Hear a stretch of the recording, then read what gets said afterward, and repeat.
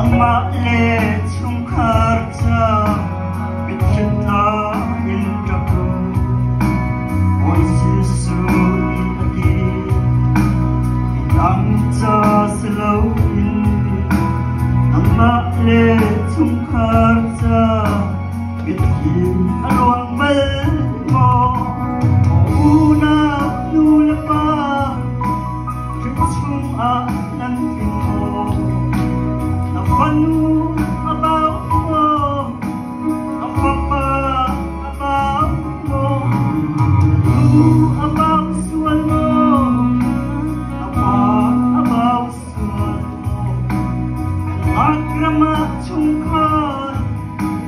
ingin nan lelay mo.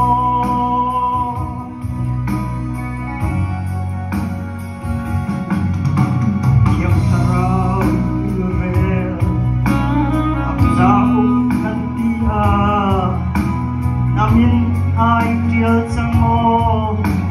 lanta na sisual ko Virgin buwan ay raw roll dak na chungklingin nan ramo abaw minatun mo o unap nula ba kitsum ang mo Panu about mo, napapa about mo, about sual mo, napa about sual mo, pinagrama chungka, tingin nan lelay mo.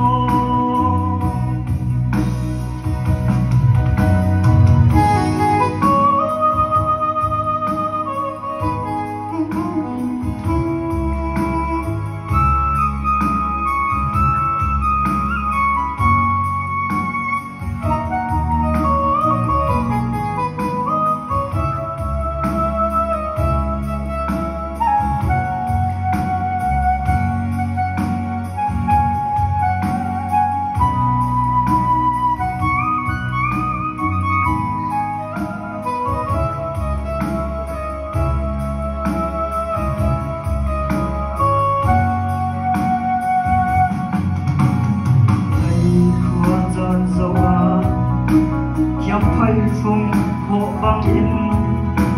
Dịp nhìn san ang ngày lâu Kalin an yang leng nong Kaltak na sisuan lai Ratak na sisuan lai Lai on long pi chunga Chung linh in na lut mo Mo unaw nula pa Chung a nan ting mo na panu abaw mo na papa abaw mo na tu abaw sual mo na pa abaw sual mo pinagrama chungkar tingin nan lelay mo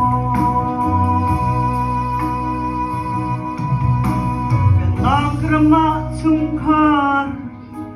tingin nan lelay mo